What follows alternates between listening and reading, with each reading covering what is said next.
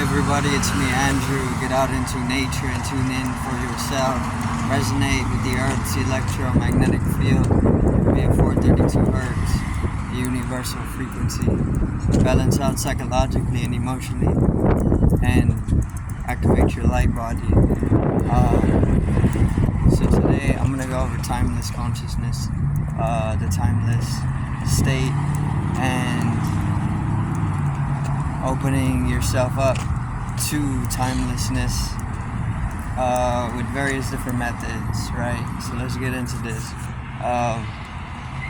So there's time consciousness, there's timeless consciousness. Time is a construct.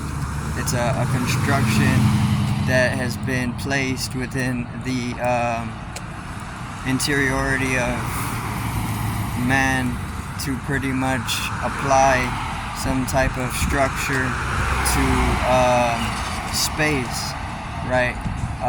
It's a navigational tool used to traverse vast space, and time can also be used to regulate the actions in that same way, in that same understanding of it. And when there's regulation to action, you can fall into certain fixated density rates, which pretty much a fixated density rate pretty much keeps you within a certain level of consciousness without too much freedom to it, right? So the construct of time, using it as a navigational tool, we stay within the confines of some realm, right? With which the realm is obviously within Maya, because time and Maya go hand in hand. The moment that you're able to dissolve away into the timeless, you're also able to liberate yourself from the illusion or Maya, or the Matrix. Even the Matrix is also in fluctuation, and this is correspondent with time rate, or time and space. So the timeless state of consciousness is very, very important for being able to liberate yourself from the space-time continuum itself. See, the space-time, there's time and there's space, and then there's obviously dimensions to space and time. They're saying these are dimensions, space is a dimension and time is a dimension, but there's space and time themselves are comprised of multiple dimensions. It's just what you can conceptualize within your perception of what it even means to be in space and to be in time. So if you have the experience of being able to either transcend time or even space in itself, or even dissolve away as a bounded being within the confines of space and time, then you come to that state where you realize that everything is just omnichronic, right? Which is synonymous with the timelessness, because the fact that omnichronic is an atomic dimension of being, which is where all times pretty much collide. So let me see, and intersect or intermingle, along with spaces as well, right? Hyperspatial activity comes with being able to go even beyond the atomic consciousness, because the atom is the atom is the building block of Maya, of the illusory world. So the moment that you're able to dissolve into deeper dimensions, then you're able to open yourself up something that is beyond the atomic, or the Maya, the building block of Maya. So let me see.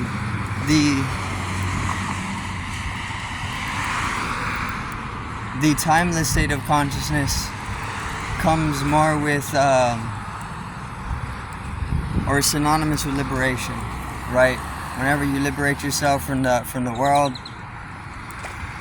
you're usually it's usually through a transcendental experience, which is very, very timeless in its nature. This is where you're more within a higher state of consciousness, a higher cosmic consciousness, because it pretty much shows us, it brings into our perception the interconnectedness of all things, right? So yeah, the interconnected nature of all things falls within the timeless state of consciousness. You can see the interconnectedness in all things, but time as a construct confides, and it bounds us to specific spaces and even specific dimensions, right?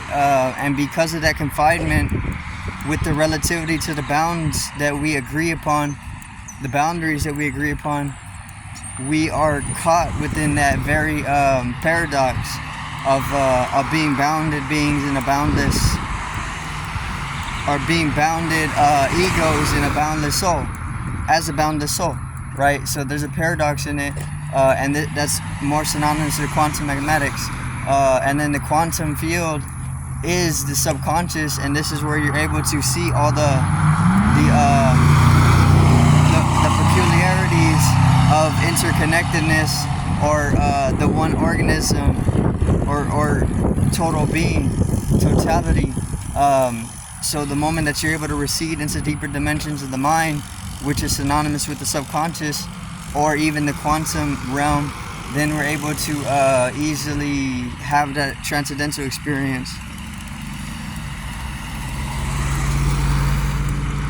Okay, so the transcendental experience is the state of timelessness. See, we can go back and forth with it, depending on what style you like to live, depending on your lifestyle, or depending on what art you support, or what art you express, what art form you go either back and forth in time consciousness and timeless, or you are purely timeless consciousness, or you're purely time consciousness. Most people are in that regulatory system of the construct of time and regulated cognition, right? But then there's a lot of people who are also in timeless consciousness and time consciousness, both of them going back and forth, right? Which is just a fluctuation of a polarizing energy. But then there's also beings who are purely timeless in their consciousness, and they cannot even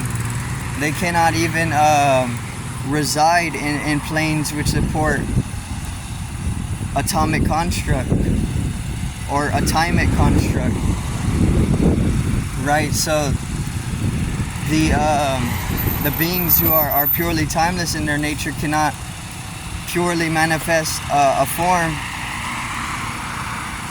in a realm which is supported by the construct of time. So they may have to use what is like a mediation device to be able to flow out their art, or their art form, to be able to shift things, right, and do what they're doing here on this plane.